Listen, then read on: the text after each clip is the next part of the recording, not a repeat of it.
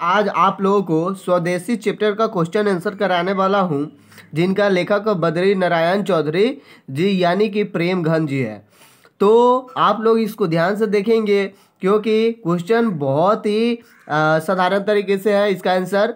तो क्वेश्चन भी बहुत इजी होता है क्योंकि ये हिंदी है, तो आप लोग एक बार सुन लेते हैं या इसको 2-4 बार देखते रहते हैं तो देखिए याद करने की ज़रूरत नहीं होती है क्वेश्चनों को, ठीक है ना मेरे दोस्तों। क्योंकि मैं भी एग्ज़ाम दिया हूँ, मैं भी जानता हूँ एग्ज़ाम के समय आप भूल सकते हैं, इसलिए आपको क्या करना है, याद कर लेने के बाद आज आप उसको देखते रहिए। कहने का मतलब हफ्ता में 2 दिन 4 दिन पर या तो सुनते रहिए, देखते रहिए, किसी भी तरह से उसको रिव्यू में रखिए, मतलब रिवाइज में रखिए, ठीक है ना।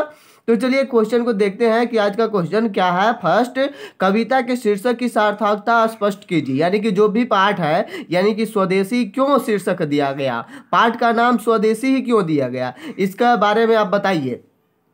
तो स्वदेशी शीर्षक सार्थक है क्योंकि इस कविता में स्वदेशी वस्तुओं से नफरत जैसी हो गई है। अपने देश के नाम सुनकर यहाँ के लोग लज्जा अनुभव करते हैं।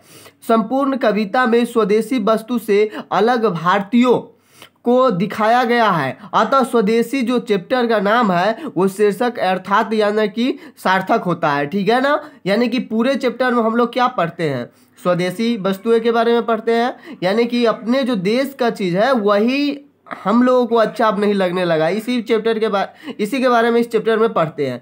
फिर अगला जो क्वेश्चन इससे क्या बना रहे हैं कि कवि को भारत में भारतीयता क्यों नहीं दिखाई पड़ता है, तो आप इसका कारण बताइए। तो चैप्टर के अनुसार आपको बताना है कि भारत के लोगों का स्वभाव, रीति रिवाज, लगाव सब अंग्रेजी जैसा हो गया है। हिंदू हो या मुसलमान सभी अंग्रेज जैसे दिखाई पड़ते हैं। भारतीयों को पहचान पाना भी मुश्किल हो गया है। विदेशी पढ़ाई, विदेशी बुद्धि, विदेशी चाल चलन ही सभी जगह दिखाई पड़ता है। बाजार में भी सब जगह विदेशी वस्तुएं ही पसरे दिखते हैं। इस प्रकार कवि को भारत में भारतीयता कहीं नजर नहीं आती है मेरे दोस्तों। तो इस तरह से आप समझ सकते हैं कि भारतीयता क्यों नजर आएगी। अब सारे वस्तुओं, जितना भी कोई भी सामान हो, अंग्रेजी जैसा ही मतलब लेना पसंद करते हैं लोग, चाहे कोई भी हो।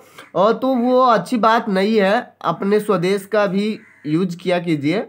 तो यही कहना है इनको। फिर अगला जो क्वेश्चन है इस चैप्टर से क्या है कि कवि समाज के किस वर्ग की आलोचना करता है और क्यों।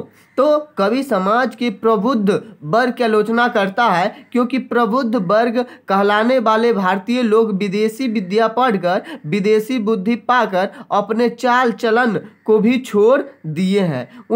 उनको विदेशी चाल चलन ही अच्छा लगने लगा है। अर्थात प्रबुद्ध वर्गीय लोग में भारतीयता नाम की चीज कहीं दिखाई नहीं पड़ती है।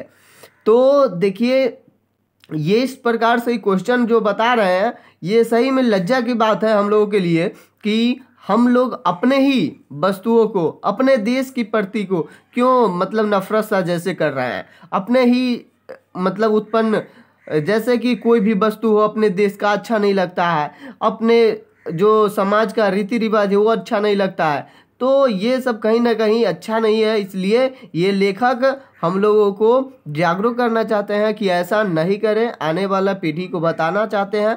तो आप लोग भी ऐसा नहीं करेंगे, जहाँ तक हो सके कुछ हद तक जो भी आपको अच्छा लगे स्वदेशी ही सामान यूज भी करेंगे और रहेंगे भी। तो चलिए ये चैप्टर यहीं पर समाप्त करते हैं। तो फिर नेक्स्ट में और इसके क्वेश्चन जो है वो लेकर के आएंगे। तब तक अगर आप लोग इस चैनल को सब्सक्राइब नहीं किया है तो कर दीजिए और बेल आइकन को दबा दीजिए ताकि अगला जो भी चैप्टर का क्वेश्चन आएगा आप तक शीघ्र पहुंच जाएगा। Thank you for watching.